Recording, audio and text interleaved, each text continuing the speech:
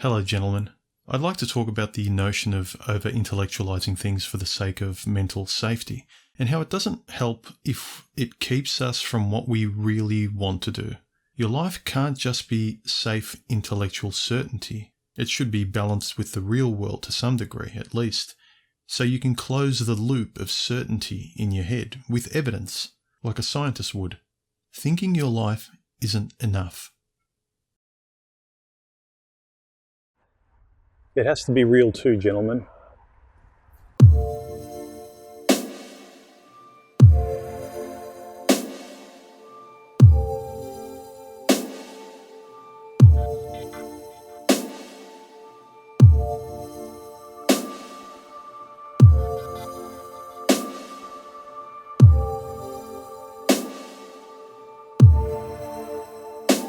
I'm a creative person at heart. And a little while ago I was looking to get a new cinematic camera.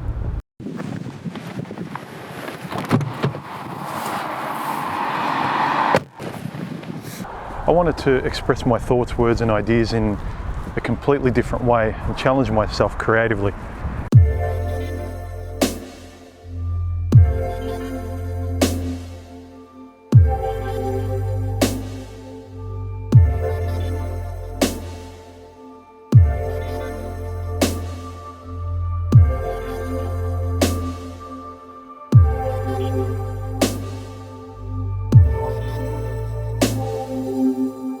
Now, I'm not into technology per se, but I am into creating with it.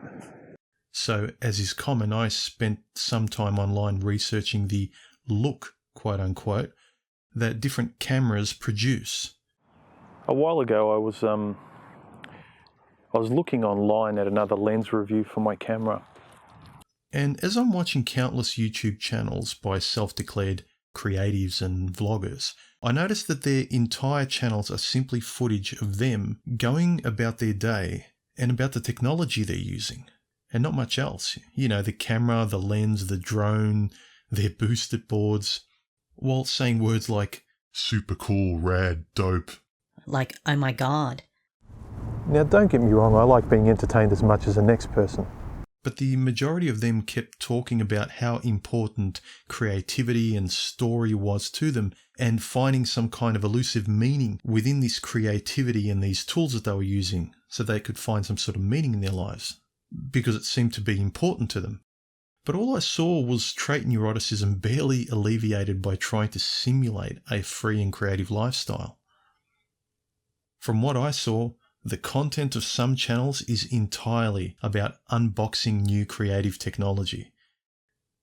You know, and they have affiliate links in the low bar to ensure that new and more unfulfilling addictive toys are sent to them by the manufacturers, forever stuck in this loop of being a child on Christmas morning unwrapping presents. The sun's coming out. Melbourne weather. If you ever come down to Melbourne, believe the hype. It's 4 seasons in one day.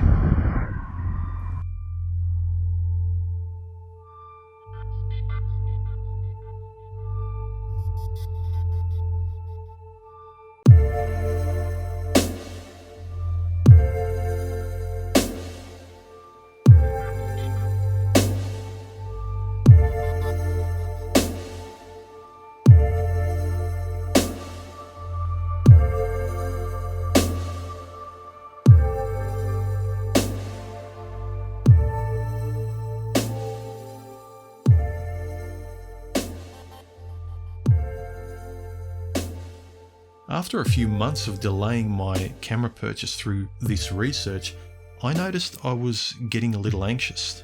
It's then that I realized that the anxiety building up in me over time was because I was delaying an essential aspect of what I believe a human being is here to do. That is, to create. And it's then that Alan Watts spoke in my head.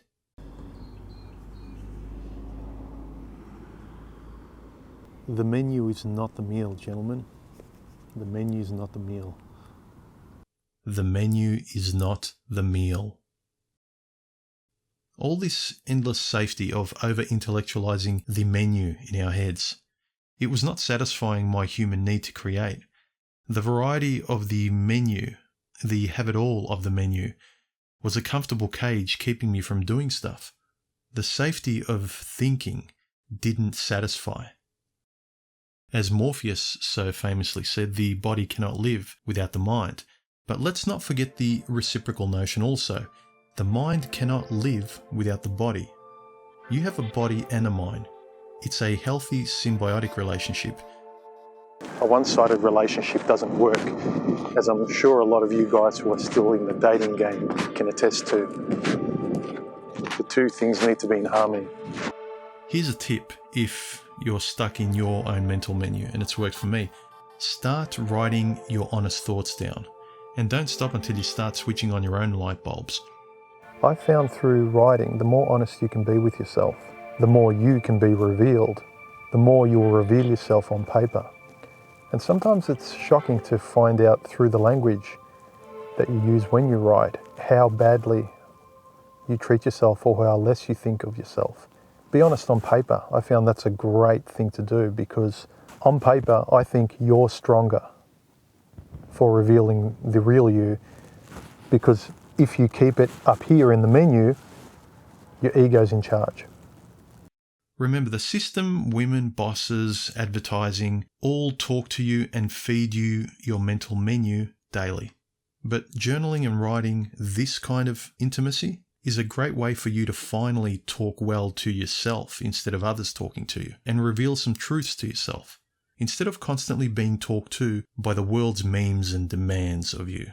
Just something that works for me, and I hope it's food for thought. As a side note, I noticed something really strange while I was shooting today. Birds were lining up in orderly rows of 3 for me, almost posing. I'm sure the superstitious among you will make up an answer for me.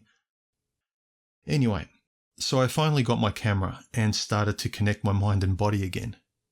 And sure, there's a plethora of better cameras out there, higher spec, more ostensibly perfect in various ways. And there'll be an even better one next week. And the week after that. You see where I'm going with this. How long am I supposed to wait? How long am I supposed to postpone living creatively? How often do we spend longing for something here, which is really only us being stuck up here in the menu, in safety? How often do we choose anything? And how often have we got something creative to show for it at the end of the day? The grass is seldom greener.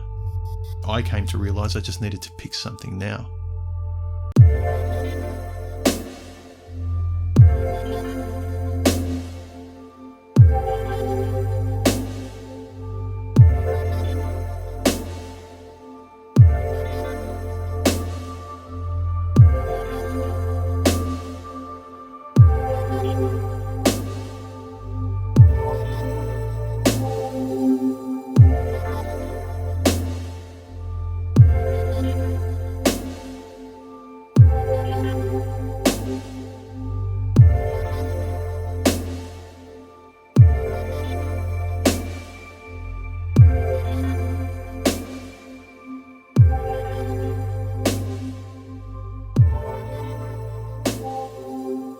I've had this note on my monitor for a while now that reminds me to get off eBay and tech reviews and just get on with creating the stuff I love doing with what I have, and stop the procrastination masked as upgrades to my tools.